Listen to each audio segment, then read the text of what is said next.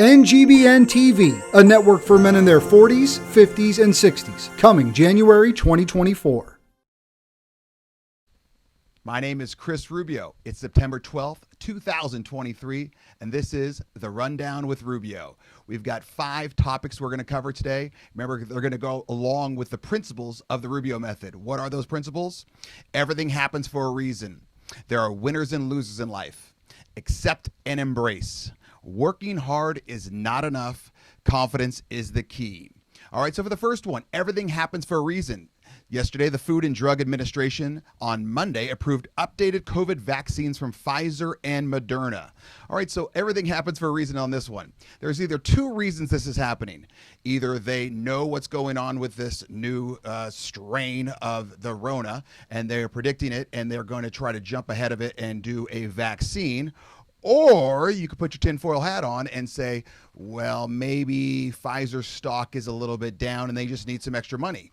Because if history shows us for the past 2 to 3 years, the vaccines really haven't been a vaccine. From what I remember growing up, if you got, say, the chickenpox vaccine or the measles or polio or whatever those, once you got it, you didn't get it. So once you got the polio vaccine, you're pretty much clear. And you didn't walk around and go, ooh, am I going to get polio? Am I going to get measles? No, you've got this vaccine that basically cures it or stops it or does whatever. I'm not a scientist. I don't know what vaccines do, but that's kind of what they do. Everyone who is not living in a cave or been in a coma for the past 3 years understands that the previous vaccine for the Rona kind of didn't do anything, if anything at all. You could still get the Rona. You could still pass the Rona. You could still die from the Rona. So I'm not exactly sure. They always say, oh, I'm glad that I was vaccinated or it would have been much, much worse. I'm not sure how you can prove that, though. That's like saying if I grew my hair out, it would be golden curly locks. I guess it's a hypothetical, but everything happens for reasons. So the reasons are either they figured it out or they want more money. I don't know. It's just, we'll have to wait and see, I guess. Number 2. There are winners and losers in life. Last night, Aaron Rodgers suffered a game-ending injury after 4 plays on Monday Night Football. If any of you are watching, he gets in after 4 plays. On his 4th play of the season, this guy blows out his left Achilles. And if you watched it, it was pretty apparent because it didn't look like it hurt him that bad, but you knew something was wrong. And I guess if you're a scientist or something, you're a doctor, you could look and see the calf muscle kind of, I don't know, reverb or whatever the hell it does, shake when an Achilles goes up. Just not a good thing. You feel so bad for the guy, no matter what you think of his political beliefs or his beliefs on the vaccine, as we already talked about. He was a kind of a good dude. If you saw any of the Hard Knocks on HBO, they really, really pumped him up, and they were really, really going with, this is going to be the savior for the New York Jets. This is the savior for the New York Jets. Everyone was pumped. 9/11 game, he comes out with the American flag, and literally like 15 minutes later, boom, season over.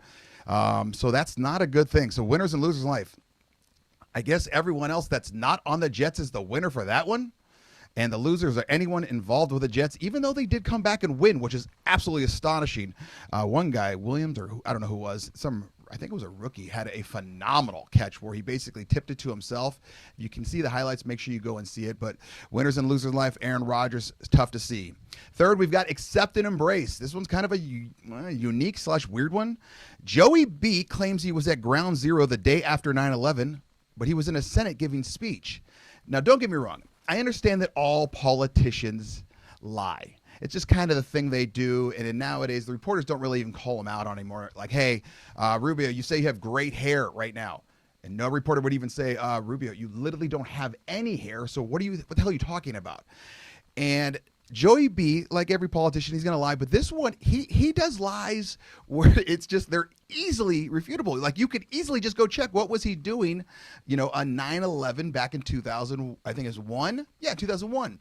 You can just see that obviously he was at the Senate giving a speech, or he said that, this train talked to him, or he talked to this train conductor that said, oh, you've been on this train more than anyone else. Not true. Or he was just at Pittsburgh and he saw the bridge collapse. He was there like 7 hours after. And so I understand that politicians all lie, but with Joey B, it's kind of like he just keeps going and going and going. And at this point, you have to accept and embrace. He's almost like, he reminds me a lot of the aunt on Christmas Story, where she just goes there and all of a sudden she's having a good time and then she starts singing the national anthem at dinner and everyone just, oh, okay. and Hilda's getting up singing the national anthem. What should we do? And they just join them. And that's what I think we got to just do that with Joey B. You just have to accept and embrace it. This guy's old. He's doing what he's got to do. No one's going to call him out on it, which is the bigger thing. Like, this is kind of a weird one because he's the leader of the best country in the world, the biggest economy, all that stuff. And it's just, we're just kind of watching it. It's kind of a weird thing. Our fourth one is working hard is not enough. Drew Barrymore of E.T. fame, she was in other movies, but that's the one I remember because I just dated myself a little bit. She hires non-union writers to start back production of her show. I guess she's got a daytime show. I don't really watch it, or I don't really watch it. I don't watch it at all. I didn't even know she had one. But she's the first one. They've had a writer strike for about 3 or 4 months, and sadly, I don't think a lot of people have noticed. Just because everyone kind of does their own thing with Netflix or YouTube or just Hulu or Amazon, and they're kind of just watching old shows where you just rewatch movies like E.T. or old episodes of, say, Decades or The Rubio Method, and no one really noticed that the shows have been stopped. Nothing new is coming out, or no one cares. So she's the first one that said, hey, I kind of need some money.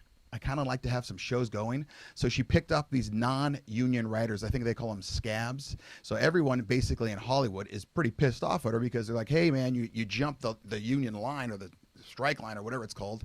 And this is kind of not a good situation that you're doing this.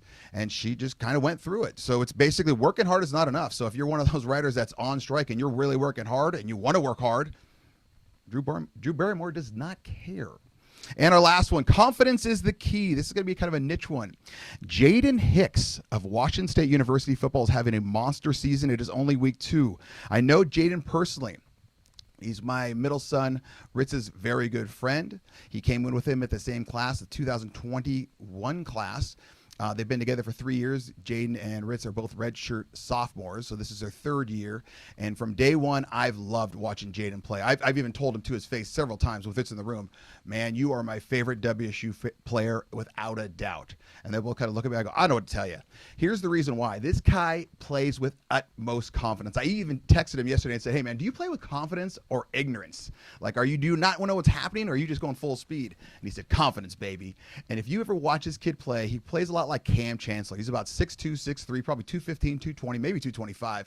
And he plays strong safety, so he's just kind of floating around the field, kind of like being a center fielder. And he runs downfield. I mean, when he hits you, you know he hits you. The last week against, Wisconsin, the first 2 plays were dramatic plays by him. He just absolutely destroyed someone. And then in the 3rd quarter, he hit someone so hard, he basically made him go to sleep. And they're all clean hits. That's the crazy part about it. This kid has a future in the NFL. There's no doubt in my mind. And I just love how the key to his game is confidence. So like I say, confidence is the key. Make sure you watch 25 on defense for Washington State. Shout out to Jaden Hicks. Oozing confidence. All right. If you have any questions, feel free to email rubio@therubiomethod.com. And don't forget to subscribe on Spotify, Amazon, Google, YouTube, Apple Music, all that good stuff.